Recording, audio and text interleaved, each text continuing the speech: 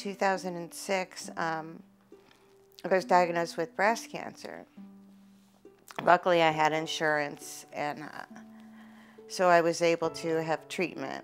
My husband passed away right when I started chemo, and so I was pretty much lost, especially after my mastectomy. I isolated a lot. For a long time, I wouldn't leave my apartment.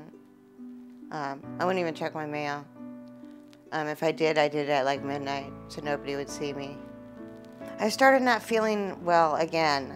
I couldn't sit, I couldn't stand, my back was constantly throbbing.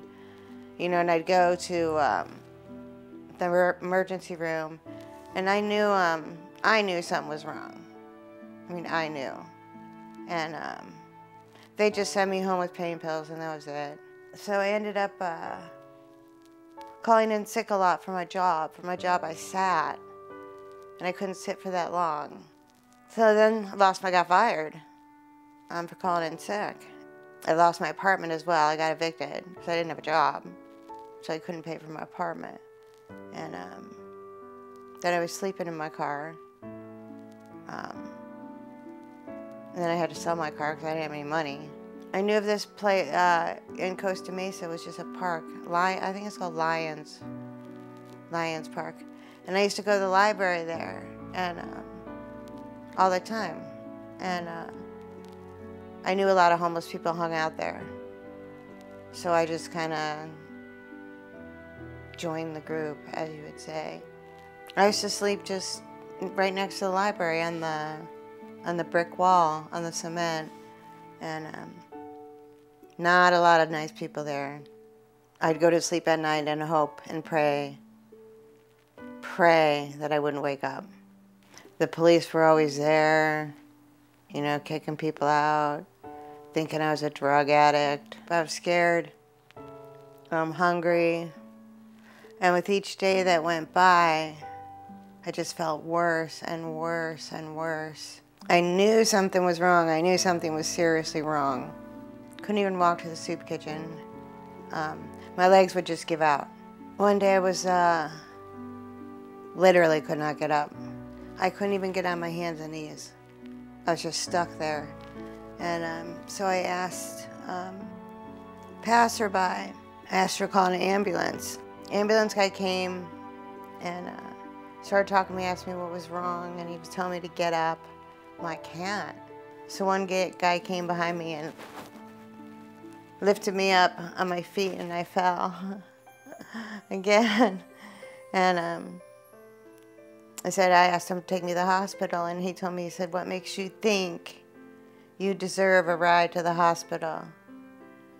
And I, you know, started to tell him, you know, I'm not a drug addict, I'm not, you know, anything like that. And I don't think he believed me, but they took me to the hospital anyway. I was there 12 days. I had 4 blood transfusions. And finally this one doctor came in and talked to me for a little bit. And he was asking me, how long have you had since your mastectomy? We started talking, and he said, your cancer has returned. That's why you feel this way. And he said, unfortunately, you are stage 4 bone cancer. So it's going on day 12, and I'm not sure what I'm doing, what I'm going to do. I have nowhere to go. They're getting ready to release me. And he told me he would not treat me if I didn't have a place to go. I wasn't even sure if I wanted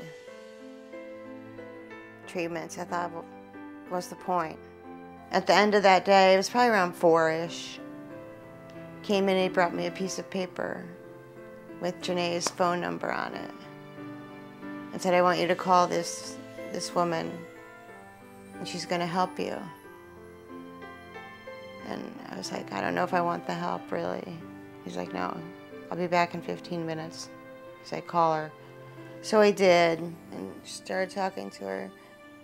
And she just said, you know, whoa, whoa, whoa, slow down, slow down. First thing we're going to do is we're going to get you to the house. We're going to get you a hot bath, a hot meal, and a warm bed, and we'll talk in a couple days.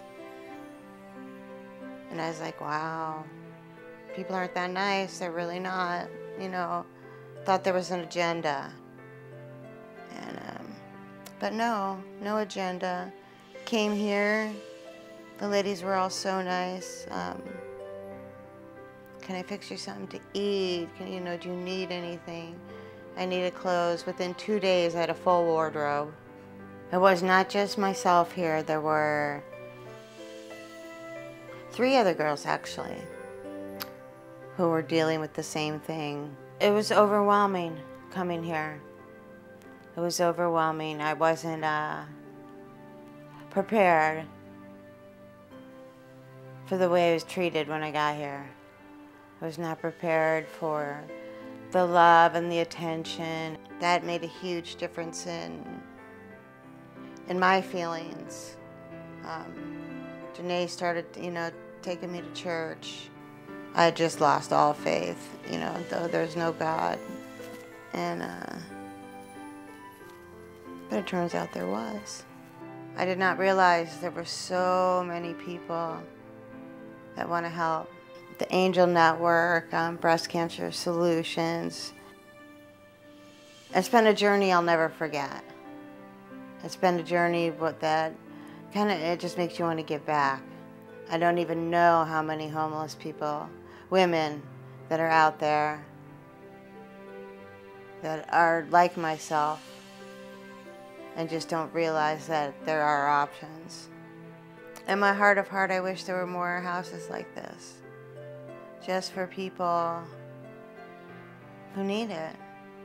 I just want to thank Grandma's House of Hope for the love that's here, the love, the laughter, the belief that I'm going to get better. And so I just want to thank Grandma's House of Hope for taking me and bringing back my will to live. I don't know how else to say it other than save my life. Grandma's House of Hope saved my life.